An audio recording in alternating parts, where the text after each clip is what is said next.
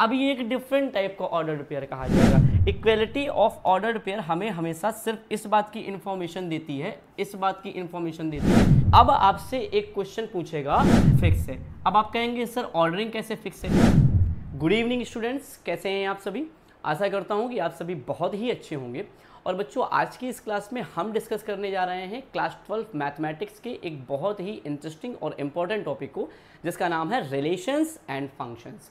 बच्चों, रिलेशन अपने आप में एक अलग टॉपिक है और फंक्शन अपने आप में एक अलग टॉपिक है। आज की इस क्लास में हम दोनों टॉपिक्स को वन बाय वन डिस्कस करेंगे। तो चलिए बिना टाइम को वेस्ट करते हुए आज के इस टॉपिक की एक धमाकेदार शुरुआत करते हैं।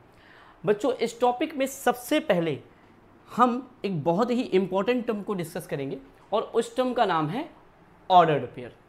एक ऑर्डर्ड पेयर क्या होता है, सबसे पहले हम ऑर्डर्ड पेयर के कॉन्सेप्ट को समझेंगे, उसके बाद हम आगे की ओर प्रोसीड करेंगे। बच्चों, जब भी मैं इस ऑर्डर्ड पेयर को डिस्कस करने की कोशिश करता हूं तो मुझे इसके बारे में सिर्फ एक इन्फॉर्मेशन मिलती है कि एक ऑर्डर्ड पेयर का फॉर्मेशन दो एलिमेंट्स के कॉम्बिनेशन से होता है। ऐसे दो एलिमेंट्स के कॉम्बिनेशन से होता है जिसमें दोनों एलिमेंट्स की ऑर्डरिंग फिक्स होती है। इट मीन्स दोनों एलिमेंट्स का सीक्वेंस फिक्स होता है, दोनों एलिमेंट्स का पैटर्न फिक्स होता है, या फिर अगर मैं हिंदी में कहना चाहूँ तो दोनों एलिमेंट्स का क्रम निश्चित होता है। जैसे मान लीजिए मैं यहाँ पर कोई दो एलिमेंट कंसीडर कर रहा हूँ। मान लीजिए मैंने पहला एलिमेंट कंसीडर किया x और दूसरा एलिमेंट कंसीडर किया y। तो इन दोनों एलिमेंट्स के कॉम्बिनेशन से बनने वाले ऑर्डर्ड पेयर को मैं स्मॉल ब्रैकेट के अंदर कॉमा के थ्रू सेपरेट करके कुछ इस प्रकार से लिखूंगा। ठीक है, ये एक ऑर्डर्ड पेयर कहा जाएगा। क्यों कहा जाएगा? क्योंकि इस ऑर्डर्ड पेयर में x और y दोनों एलिमेंट की ऑर्डरिंग फिक्स है। अब आप कहेंगे सर ऑर्डरिंग कैसे फिक्स है। मैंने यहाँ पर आपको इन्फॉर्म कर दिया कि भाई इस पेयर में जो पहला एलिमेंट x है, x बिलोंग करेगा कहाँ से, सेट A से, और y जो है दूसरा एलिमेंट y बिलोंग करेगा बेटा कहाँ से, सेट B से। तो यहाँ पर दोनों एलिमेंट, चाहे बात की जाए x की या फिर बात की जाए y की, इन दोनों एलिमेंट की ऑर्डरिंग, इन दोनों एलिमेंट्स का सीक्वेंस फिक्स है कि भाई पहला एलिमेंट x जो है वो हमेशा सेट A का एलिमेंट होगा, वो हमेशा सेट A से पिक किया जाएगा, और दूसरा एलिमेंट जो y है y हमेशा सेट B का एलिमेंट होगा, सेट B से पिक किया जाएगा। ठीक है, तो ऐसा पेयर जिसके दोनों एलिमेंट्स की ऑर्डरिंग फिक्स हो, दोनों एलिमेंट्स का सीक्वेंस फिक्स हो, दोनों एलिमेंट्स का पैटर्न फिक्स हो, या दोनों एलिमेंट्स का क्रम निश्चित हो, उन एलिमेंट्स के कॉम्बिनेशन से बनने वाले पेयर को हमेशा हम एक ऑर्डर्ड पेयर कहते हैं, और इसे जनरली स्मॉल ब्रैकेट के अंदर कॉमा के थ्रू सेपरेट करके हम रिप्रेजेंट करते हैं। जैसे मान लीजिए मैं आपको एक रियल लाइफ एग्जांपल देता हूँ। मान लीजिए यहाँ पर मेरे पास कोई दो पोजीशन है, this is my first position and this is my second position. ये दो पोजीशन है और इन दोनों पोजीशंस पर मुझे दो बच्चों को खड़ा करना है। तो अगर मैं किन्हीं भी दो बच्चों को इन दोनों पोजीशंस पे खड़ा कर दूं तो उनके कॉम्बिनेशन से एक पेयर बन जाएगा, पेयर तो बन जाएगा। लेकिन अगर मैं इन दोनों पोजीशंस के लिए एक कंडीशन अप्लाई कर दूं कि भाई इस फर्स्ट पोजीशन पे जो बच्चा खड़ा होगा ना, भाई मेरे इस पहली पोजीशन पे जो बच्चा खड़ा होगा वो बच्चा तो क्लास 9th का ही बच्चा होगा। ठीक है, और जो सेकंड पोजीशन पे बच्चा खड़ा होगा वो बच्चा तो क्लास 10th का ही होगा। बात समझ रहे हैं आप? मतलब पहली पोजीशन पे जो बच्चा खड़ा होगा वो बच्चा तो क्लास 9th का ही होना चाहिए, और दूसरी पोजीशन पे जो बच्चा खड़ा होगा वो बच्चा तो क्लास 10th का ही होना चाहिए। इट मीन्स पहली पोजीशन पर अब आप क्लास 9th के अलावा किसी दूसरे बच्चे को नहीं खड़ा करा सकते हैं, और दूसरी पोजीशन पर भी क्लास 10th के अलावा किसी दूसरी क्लास के बच्चे को आप खड़ा नहीं करा सकते हैं। यहाँ पर पहली और दोनों पोजीशंस के लिए, पहली और दूसरी दोनों पोजीशंस के लिए मैंने एक कंडीशन अप्लाई कर दी, मैंने एक कंडीशन को रिस्ट्रिक्ट कर दिया। इट मीन्स ये जो पहली पोजीशन है, पहली पोजीशन पे खड़ा होने वाला जो स्टूडेंट होगा वो यहाँ पर क्लास 9 से बिलोंग करेगा, क्लास 9 से बिलोंग करेगा, और जो दूसरी पोजीशन पे खड़ा होने वाला बच्चा है वो बिलोंग करेगा बेटा क्लास 10 से। वो कहाँ से बिलोंग करेगा? क्लास 10 से बिलोंग करेगा। तो जब भी इस तरीके से हम एलिमेंट्स के सीक्वेंस को या एलिमेंट्स के पैटर्न को फिक्स कर देते हैं, एलिमेंट्स के सीक्वेंस को या फिर एलिमेंट्स के पैटर्न को फिक्स कर देते हैं, तो उनके कॉम्बिनेशन से हमेशा एक ऑर्डर्ड पेयर का फॉर्मेशन होता है। अब ये एक ऑर्डर्ड पेयर कहा जाएगा, इसे हम कॉमा के थ्रू स्मॉल ब्रैकेट के अंदर कुछ इस प्रकार से रिप्रेजेंट कर सकते हैं। तो यहाँ पर भी आप देख रहे होंगे कि यहाँ पर मैंने दो एलिमेंट लिए हैं, पहला एलिमेंट x लिया है और दूसरा एलिमेंट y लिया है, और इनके कॉम्बिनेशन से एक ऑर्डर्ड पेयर का फॉर्मेशन मैंने यहाँ पर किया। और इसे ऑर्डर्ड पेयर इसलिए कहा गया क्योंकि यहाँ पर x और y दोनों का सीक्वेंस, दोनों की ऑर्डरिंग, दोनों का पैटर्न, दोनों का क्रम निश्चित है। ठीक है, तो ऐसे पेयर को हम हमेशा एक ऑर्डर्ड पेयर कहते हैं। जैसे मान लीजिए इसी के पैरेलल मैं एक दूसरा ऑर्डर्ड पेयर ले लूँ। ठीक है, इन्हीं एलिमेंट्स के कॉम्बिनेशन से मैं एक दूसरा ऑर्डर्ड पेयर बनाता हूँ। मैंने यहाँ पे लिखा y, x, स्मॉल ब्रैकेट के अंदर मैंने y, x लिख दिया। अब ये एक डिफरेंट टाइप का ऑर्डर्ड पेयर कहा जाएगा। क्यों डिफरेंट टाइप का ऑर्डर्ड पेयर कहा जाएगा? इसलिए डिफरेंट टाइप का ऑर्डर्ड पेयर कहा जाएगा क्योंकि अब यहाँ पर पहली पोजीशन पर लिखा हुआ है y, और y कहाँ से बिलोंग करेगा?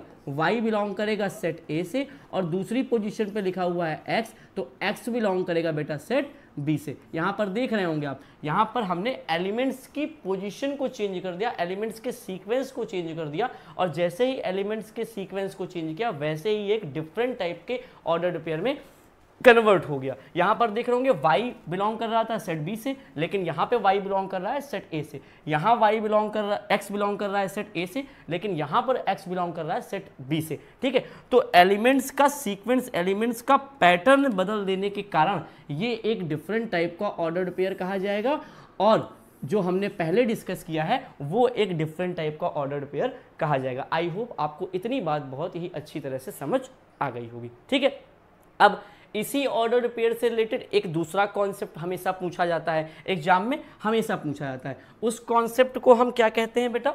उस कॉन्सेप्ट को हम कहते हैं इक्वालिटी ऑफ ऑर्डर्ड पेयर। मैं यहाँ पे लिख देता हूँ, उस कॉन्सेप्ट को कहा जाता है equality of ordered pairs, equality of ordered pairs. ठीक है, ये इक्वालिटी ऑफ ऑर्डर्ड पेयर क्या है? इस बात को सर आप हमें जरा सा समझा दीजिए, क्योंकि इसे समझने में हम असमर्थ हैं। ये बेटा 11th क्लास का सब बेसिक है, लेकिन इस बेसिक की इंफॉर्मेशन अगर हमें नहीं है तो हम रिलेशंस को अच्छी तरीके से नहीं समझ सकते। ना ही रिलेशंस को अच्छी तरीके से समझ सकते हैं, ना ही फंक्शंस को अच्छी तरीके से समझ सकते हैं। रिलेशन और फंक्शन को समझना इन बेसिक इंफॉर्मेशंस के बिना एक बहुत ही बड़ा चैलेंजिंग टास्क होगा हमारे लिए, इसीलिए मैं ये सब। ठीक है, अब हम बात करने जा रहे हैं equality of ordered pair. Sir ये इक्वालिटी ऑफ ऑर्डर्ड पेयर क्या है? इक्वालिटी ऑफ ऑर्डर्ड पेयर हमें हमेशा सिर्फ इस बात की इंफॉर्मेशन देती है, इस बात की इंफॉर्मेशन देती है कि अगर आपके पास कोई दो ऑर्डर्ड पेयर है, मान लीजिए पहला ऑर्डर्ड पेयर क्या है? पहला ऑर्डर्ड पेयर है x1, y1, ये हमारा पहला ऑर्डर्ड पेयर है। और दूसरा ऑर्डर्ड पेयर क्या है बेटा? दूसरा ऑर्डर्ड पेयर है x2, y2, ये हमारा दूसरा ऑर्डर्ड पेयर है।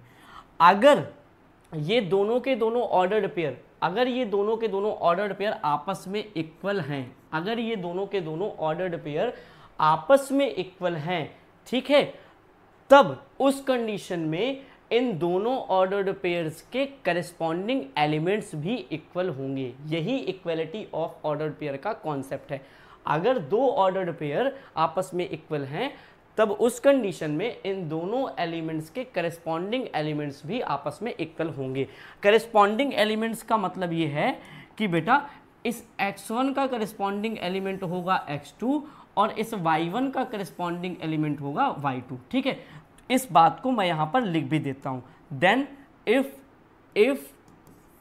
x1, y1 equals to x2, y2, then x1 is always equal to x2 and y1 is equal to y2। उस कंडीशन में इनके जो करस्पॉन्डिंग एलिमेंट्स हैं x1, x2 और y1, y2, ये आपस में इक्वल होंगे। यही है इक्वलिटी ऑफ ऑर्डर्ड पेयर का कॉन्सेप्ट। आई होप आपको बहुत ही अच्छी तरह से बात समझ में आ गई होगी। इसी कॉन्सेप्ट को लेकर के आपसे कई बार एग्जाम में एक क्वेश्चन पूछ लिया जाता है, और क्वेश्चन कुछ इस तरह का होता है। मैं यहाँ पर आपको लिख के दिखा देता हूँ। ठीक है, आपसे क्वेश्चन कुछ इस तरह का पूछा जाएगा, आपको दो ऑर्डर्ड पेयर दे देगा और दोनों ऑर्डर्ड पेयर में कह देगा कि ऐसे क्वेश्चन आएगा, आपसे कहेगा कि if a + 3, b - 5 equal to 8,7, then find out the value of a and b। आपको दे देगा कि भाई if a plus 3 b minus 5 equals to 8,7, then find out the value of a and b। तब आप उस कंडीशन में a और b की वैल्यू फाइंड आउट कीजिए। तो आप यहां पर क्लोजली ऑब्जर्व कर पा रहे होंगे कि ये एक ऑर्डर्ड पेयर है और ये दूसरा ऑर्डर्ड पेयर है। यहाँ पर दो ऑर्डर्ड पेयर लिखे हुए हैं और दोनों ऑर्डर्ड पेयर के बीच में साइन ऑफ इक्वालिटी लगा हुआ है, मतलब दोनों ऑर्डर्ड पेयर आपस में इक्वल हैं। तो जब ये दोनों ऑर्डर्ड पेयर आपस में इक्वल हैं तो उस कंडीशन में इन दोनों ऑर्डर्ड पेयर के करस्पॉन्डिंग एलिमेंट्स भी इक्वल होंगे। अभी अभी मैंने आपको इक्वालिटी ऑफ ऑर्डर्ड पेयर का कॉन्सेप्ट बताया। तो उस कंडीशन में, इस कंडीशन में हम a प्लस 3 इक्वल लिखेंगे, a प्लस 3 इक्वल लिखेंगे 8, ठीक है, और यहां पर लिखेंगे b माइनस 5 इक्वल टू लिखेंगे 7। और जब इसे हम सॉल्व करेंगे, तो a की वैल्यू आ जाएगी बेटा, a की वैल्यू आ जाएगी 8 minus 5 equal to 3, 8 minus 5 equal to 3।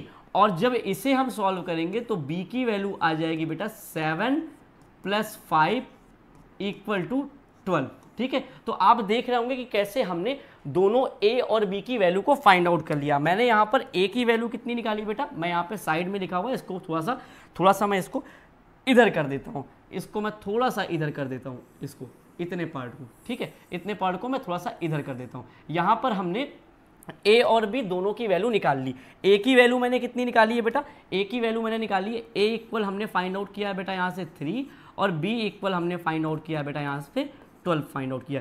तो a और b की वैल्यू को हमने यहाँ पर फाइंड आउट कर लिया। जब भी आपको कभी भी ऐसा क्वेश्चन मिले तो आपको करस्पॉन्डिंग एलिमेंट्स को कंपेयर करके कुछ इस तरीके से वैल्यूज को फाइंड आउट कर लेना है। यही है इक्वालिटी ऑफ ऑर्डर्ड पेयर का कॉन्सेप्ट और इससे रिलेटेड ये क्वेश्चन, ठीक है। इतनी बात आपको समझ में आई, ठीक है। आई होप आपको ये बात बहुत ही अच्छी तरीके से समझ में आ गई होगी। ये बेटा बेसिक कॉन्सेप्ट्स हैं, बिना इनके हम रिलेशन और फंक्शंस को नहीं समझ सकते। बहुत इजी है, कोई इतना टफ कॉन्सेप्ट नहीं है, ठीक।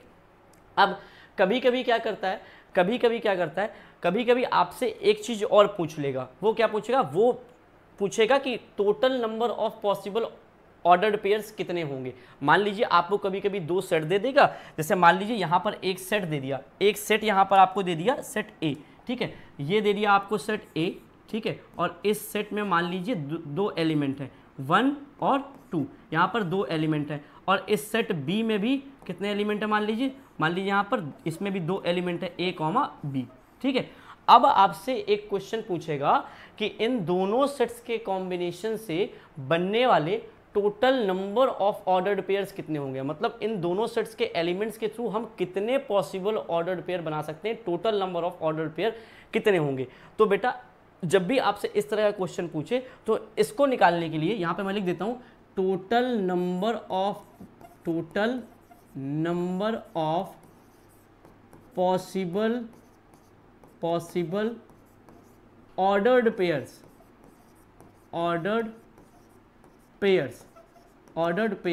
इक्वल्स टू क्या हो जाएगा बेटा, इक्वल्स टू क्या हो जाएगा, मान लीजिए सेट ए में p एलिमेंट है, ठीक है, और सेट बी में q एलिमेंट है। मान लीजिए सेट ए में p एलिमेंट्स हैं और सेट बी में q एलिमेंट्स हैं। Number of elements in set A equals to p, ठीक है, और number of element in set B equal to q, ठीक है। मान लीजिए सेट ए में p एलिमेंट है, सेट बी में q एलिमेंट है। मैं इसको थोड़ा सा साइड कर देता हूँ, ठीक है, इसको और इधर सेपरेट कर देता हूँ, ठीक है, कि सेट ए में p एलिमेंट है और सेट बी में q एलिमेंट है। तो उस कंडीशन में जो total number of possible ordered pair होंगे वो कितने होंगे बेटा, वो होंगे p इंटू q।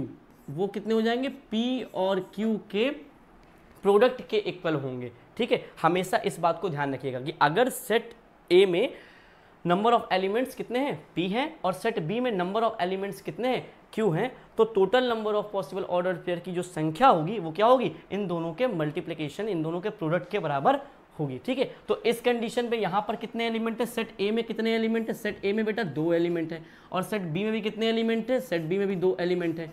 तो इन दोनों के सेट ए और सेट बी दोनों के एलिमेंट्स के कॉम्बिनेशन से कितने पॉसिबल ऑर्डर्ड पेयर बन सकते हैं बेटा? टोटल 4 पॉसिबल ऑर्डर्ड पेयर बन सकते हैं। टोटल कितने ऑर्डर्ड पेयर बनेंगे? Total number of ordered pair कितने होंगे? 4 पॉसिबल ऑर्डर्ड पेयर्स होंगे। इस बात को मैं आपको कार्टेशियन प्रोडक्ट जब पढ़ाता तो इस बात को बताता, लेकिन मुझे लगा कि मुझे यहीं पे बता देना चाहिए। ठीक है, तो ये रहा possible total number of possible ordered pair निकालने का कॉन्सेप्ट। ठीक है, तो आई होप आपको इतनी बात समझ में आ गई होगी। अब इसके बाद हम डिस्कस करते हैं अपने नेक्स्ट टर्म को, जिसका नाम है कार्टेशियन प्रोडक्ट। कार्टेशियन प्रोडक्ट के बारे में अब हम चर्चा करेंगे। बेटा ये कार्टेशियन प्रोडक्ट क्या होता है? सुना सुना सा लग रहा है सर, हमने इसे क्लास 11th में पढ़ा था। पढ़ा तो बेटा ऑर्डर्ड पेयर भी था, लेकिन शायद क्लास 12 में आने के बाद अब भूल गया होगे। कोई बात नहीं, गुड्डू भैया है ना, गुड्डू भैया सब कुछ याद दिला देते हैं। गुड्डू भैया को जानते हो? मिर्जापुर वाले गुड्डू भैया, बहुत खतरनाक आदमी है, वो सब कुछ याद दिला देते हैं। ठीक है, बस जुड़े रहिए, गुड्डू भैया के सानिध्य में रहिए, सब कुछ याद दिला देंगे आपको, परेशान ना हो, आराम से पढ़ो यार, बिंदास, कोई दिक्कत नहीं यार। जब गुड्डू भैया का साथ है तो कोई दिक्कत है क्या? ठीक है, चलो बात करते हैं इस कार्टेशियन प्रोडक्ट की। कार्टेशियन प्रोडक्ट को जब भी मैं डिस्कस करने की कोशिश करता हूं तो इसके बारे में मुझे सिर्फ और सिर्फ एक इन्फॉर्मेशन मिलती है कि कार्टेशियन प्रोडक्ट हमेशा 2 नॉन एम्पटी सेट्स का फाइंड आउट किया जाता है।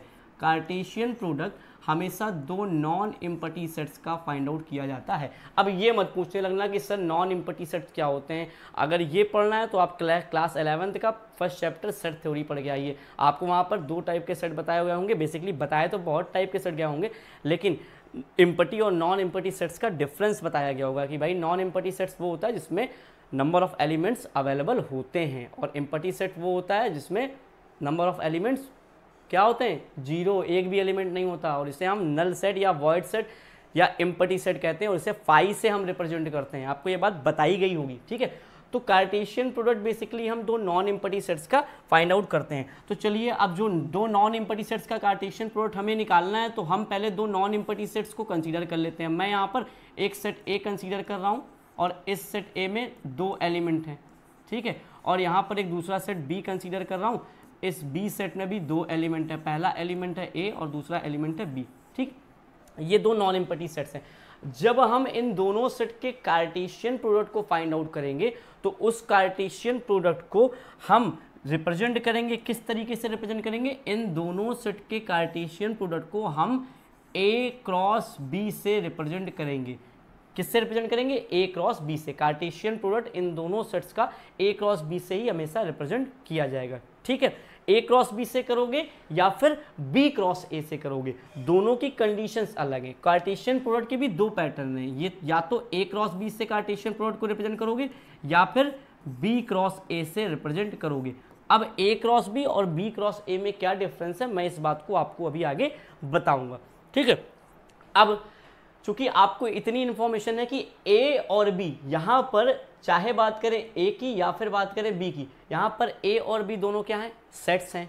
तो जब इन दोनों सेट्स का हम कार्टेशियन प्रोडक्ट निकालेंगे, इट मीन्स जब हम ए क्रॉस बी निकालेंगे या फिर बी क्रॉस ए निकालेंगे, तो वो भी तो अपने आप में एक सेट होगा।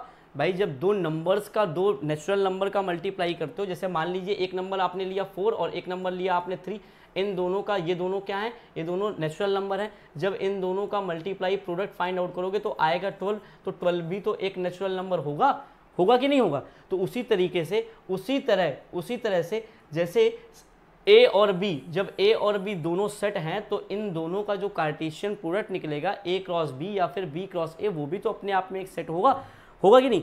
होगा सर, बिल्कुल होगा।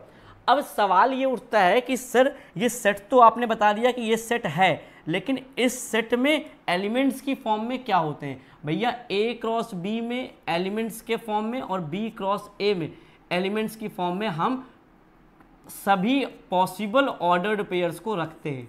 किसको रखते हैं? सभी पॉसिबल ऑर्डर्ड पेयर्स को रखते हैं। सर ऑर्डर्ड पेयर, अब ये मत पूछना ऑर्डर्ड पेयर क्या होता है, अभी बताया है। ए क्रॉस बी चाहे आप निकालें चाहे बी क्रॉस ए निकालें, दोनों में हम सभी ऑर्डर्ड पेयर को रखते हैं। मैं यहाँ पे आइजन लगा दे रहा हूँ, ठीक है, इसका मतलब सेम ही है।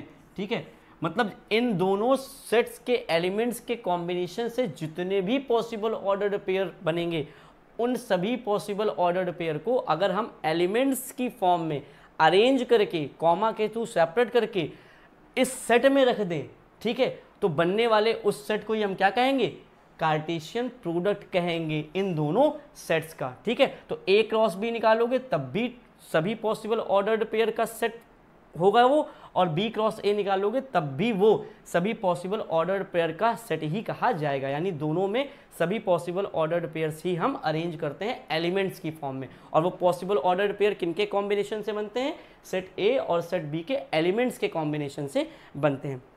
तो मैथमेटिकल वे में अगर मैं इन दोनों के डिफरेंस को डिस्कस करूं कि भाई ए क्रॉस बी क्या होता है और बी क्रॉस ए क्या होता है, तो मैं उसे किस प्रकार से रिप्रेजेंट कर सकता हूं, इस बात को आप समझने का प्रयास कीजिएगा। ठीक है, मैं मैथमेटिकल वे में लिख रहा हूं, मैथमेटिकल वे में लिखने जा रहा हूं और आप इसे समझिएगा। ए क्रॉस बी निकालते हैं तो ए क्रॉस बी के अंदर एक्स कॉमा वाई की फॉर्म में क्या आने वाले हैं, सभी पॉसिबल ऑर्डर्ड पेयर आने वाले हैं। और उसकी खास बात ये होगी कि जो भी ऑर्डर्ड पेयर x, y की फॉर्म में इस सेट में होंगे उसमें x बिलोंग करेगा सेट A से और y बिलोंग करेगा सेट B से। y किससे बिलोंग करेगा, सेट B से। ये बना सेट A का कार्टेशियन, ये जो सेट बना इसे हम सेट A का कार्टेशियन प्रोडक्ट कहेंगे, सॉरी सेट A का नहीं, ये जो सेट बना इसे हम A क्रॉस B कहेंगे। ठीक है, A क्रॉस B में x, y की फॉर्म में जितने भी ऑर्डर्ड पेयर होंगे उसमें x बिलोंग करेगा सेट A से और y बिलोंग करेगा सेट B से। लेकिन जब हम B क्रॉस A निकालेंगे तो इसमें भी x, y की फॉर्म में ऑर्डर्ड पेयर होंगे, लेकिन इसमें यहाँ पर B क्रॉस A निकालते समय जो x होगा वो x बिलोंग करेगा सेट B से और जो y होगा ना y बिलोंग करेगा बेटा सेट A से।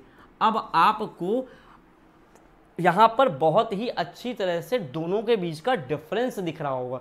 डिफरेंस आप अगर क्लोजली ऑब्जर्व करें तो ए क्रॉस बी और बी क्रॉस ए का डिफरेंस दिख रहा होगा। ऑर्डर्ड पे सभी पॉसिबल ऑर्डर्ड पेयर का सेट ये भी होगा, सभी पॉसिबल ऑर्डर्ड पेयर का सेट ये भी होगा। एक्स कॉमा वाई की फॉर्म में ऑर्डर्ड पेयर यहाँ भी अवेलेबल होंगे और एक्स कॉमा वाई की फॉर्म में ऑर्डर्ड पेयर यहाँ भी अवेलेबल होंगे।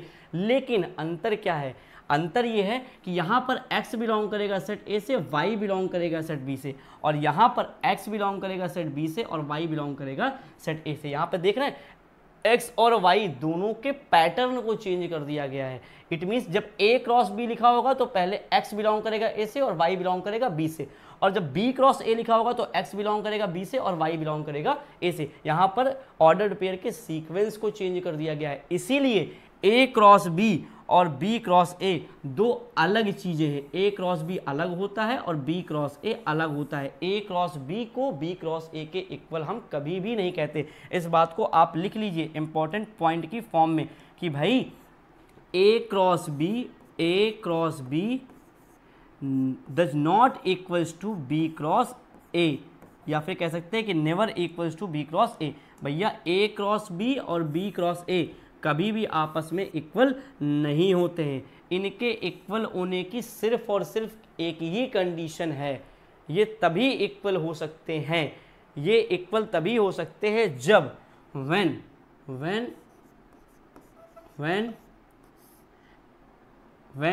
A and B both are same sets,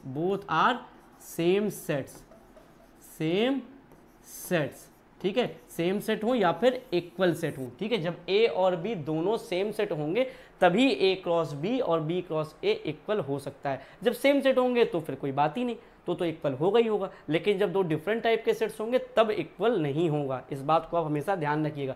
तो चलिए हम इन दोनों दी हुई कंडीशंस के अकॉर्डिंग A क्रॉस B और B क्रॉस A निकाल लेते हैं। A क्रॉस B जब निकालेंगे तो पहला एलिमेंट सेट A से आना चाहिए और दूसरा एलिमेंट सेट B से आना चाहिए।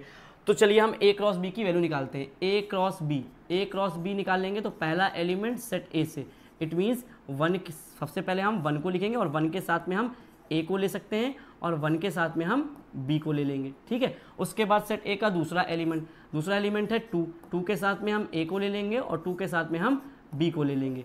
ये सारे के सारे पॉसिबल ऑर्डर्ड पेयर्स हुए और इनको हमने कॉमा के थ्रू सेपरेट करके कुछ इस तरीके से अरेंज कर दिया और यही सेट A क्रॉस B कहा जाएगा। ठीक है, अब हम क्या करते हैं, अब हम B क्रॉस A निकाल लेते हैं। जब B क्रॉस A निकालेंगे तो B क्रॉस A में क्या होगा कि जो पहला एलिमेंट होगा वो सेट किससे पिक किया जाएगा, पहला एलिमेंट होगा जो वो सेट B से पिक किया जाएगा और दूसरा एलिमेंट होगा जो वो सेट ए से पिक किया जाएगा। तो सबसे पहले हम यहाँ पर ले लेते हैं ए को, और ए के साथ में मैं 1 को ले सकता हूँ, और इसी ए के साथ में मैं 2 को भी ले सकता हूँ।